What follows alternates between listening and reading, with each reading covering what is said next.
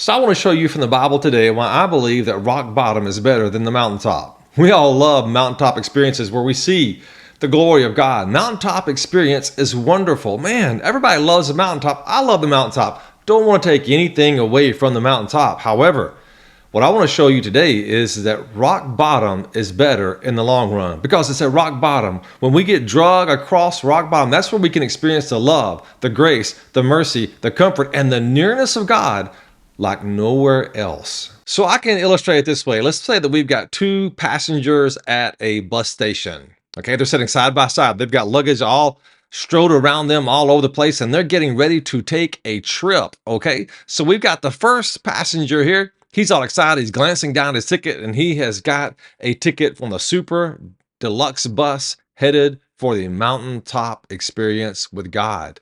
And then we've got another man that's sitting right next to him, and he has got a ticket for the struggle bus that is headed right for rock bottom. Okay, so got our first one out here on the super deluxe bus, man. He's excited about this.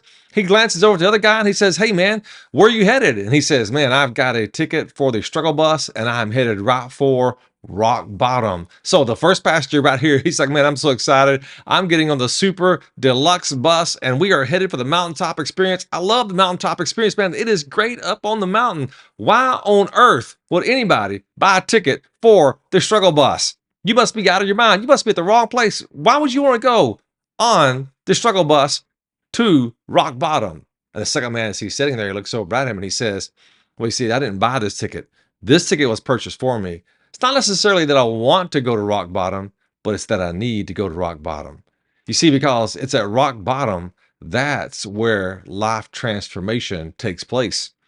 He looks around at his luggage. He says, "Hey, man, look, see all this luggage around me here? This is my pride. This bag over here, this is my self-entitlement. And then I've also got this selfishness bag right here. And then I've got these other bags that are unmentionable, things I don't like to talk about that I do in private and in secret." You see, the thing about it is that whenever I go to rock bottom, I know this much, that struggle bus, that ride is going to be so rough that it's going to be bouncing this luggage all over the place, tearing it open and draining it out to where I don't have so much pride. I don't have so much selfishness. I don't have all these things that are weighing me down. He said, "Hey, man, listen, I've been to the mountaintop too. Love the mountaintop. The only problem is that at the mountaintop, sometimes all that luggage you got there, brother, see, I come back and it's even heavier because I'm proud to be a Christian. I'm proud that God gave me this experience. I think, man, I'm a great Christian." So the danger that's involved in the mountaintop is that sometimes that luggage that's weighing you down can become even heavier in the long run. So the pastor that's going on the super deluxe bus headed for the mountaintop looks over at the man headed on the get on a struggle bus. He says, "Man, I don't understand. Why would you want to go through all that pain just to get closer to Jesus? Isn't there an easier way?" And the man that's about to get on the struggle bus looks back and says, "Yeah, it isn't easy, but it's worth it." You see, because this is where I get emptied of myself at rock bottom and I get filled back up with Jesus. And you see, think about the mountaintop. Man, listen, brother, it's great. It's wonderful. I agree that the mountaintop is a wonderful place. But here's what you have to think about the mountaintop. Nobody else needs me on the mountaintop. No one needs me. But at rock bottom, there's other people that are struggling, that are hurting, and they need comfort. They need someone to come along, pray for them, to pick them up, help them through the struggles they're going through. And here's the thing about the struggle bus. Jesus is the driver that's driving the struggle bus. And the man headed for the mountaintop's confused. "What do you mean Jesus is driving the struggle bus? I thought the struggle bus is bad." No, you see, Jesus drives the struggle bus. The struggle bus is always full. There's always lots of people on the struggle bus. The key is, are we sitting close to the front, right where Jesus is driving? Because if you go to the back, man, it's a rough ride back at the back of the struggle bus. So I'm going to get close as I can to Jesus because he is driving the struggle bus because he wants us to rely on him. See, on the super deluxe bus that you're talking about riding there, my friend, the thing about it is that you never know who's driving that bus. Matter of fact, you need to make sure that you know who the bus driver is on that bus because sometimes you get the wrong driver and they will take you on a religious trip. A trip that's all about religion, that's all about you, and it's all about them and their agenda. And whenever you get through with that trip, you're not any closer to God. Matter of fact, you are upset about religion. You are pushing away from religion. You want off this bus. You don't have anything to do with religion. You see, The illustration is this, my dear friend, is yes, the mountaintop is experience. We truly have a wonderful experience with God on the mountaintop. That can be wonderful. It can bolster our faith and be a wonderful, wonderful experience. But it's also got its dangers, just like anywhere it does. The struggle bus, yes, it's a rough ride, but it teaches us to rely on Jesus and his strength and his guidance and his power. See, sometimes you think about this from a biblical perspective, most people that were used greatly by God struggled greatly in their lives. They had all kinds of things that God had to help them, give them strength. Because the Apostle Paul even said that when I'm weak, that's when I find and understand the power of Jesus working in and through my life. So no one likes rock bottom, but rock bottom is better in the long run. Because at rock bottom, when we go through rock bottom and Jesus carries us through there and we make our way through and we come out the other side, we know him more intimately. We trust him with more faith because he has got us through the worst spots in our life before. We felt the nearness and the closeness to him and his comfort and his strength as we were going through rock bottom. So this is how we can say that rock bottom is better. You see, because Jesus, he was a man that was on a mission to rock bottom. Let me show you from scripture one of the times whenever Jesus went on a mission to go through rock bottom. So Jesus goes on a mission to rock bottom. This is found in John chapter 4, verses 1 through 15. This is Jesus and the woman at the well. And look at this. It said that he left Judea and went again to Galilee. Verse 4 says, he had to travel through Samaria. Now, why? Jesus is a creator, sustainer of life. He is God Almighty, 100% God, 100% man. Why on earth would he have to travel through Samaria? Samaria, they were the enemies of the Jews. Jesus being Jewish, they would never go through Samaria. If they did travel through Samaria, when they got out of the land of Samaria, they would dust off their sandals so they wouldn't bring any of that defiled dirt into Israel's land. So Samaria, this was the enemies. This is the worst place to go. Think about this. John chapter 3, we've got Jesus talking with Nicodemus, the religious leader, at night. He was one of the most prestigious men in Israel. We go from that conversation to Jesus's conversation with the woman at the well, a despised woman, down and out. Man, she had had 5 husbands. The man she's now living with is not her husband. She's coming out there during the middle of the day to be alone, to be away from everybody, isolated. And Jesus is on a mission because she's getting bounced across rock bottom because of the bad decisions that she's made in her life, because of the bad circumstances that life has given her. Man, she is bouncing across rock bottom. So right here, we've got Jesus in the shade under this well right here, Jacob's well, and he meets the woman at the well. So then we drop down to verse 7, and it says, the woman of Samaria came to draw water.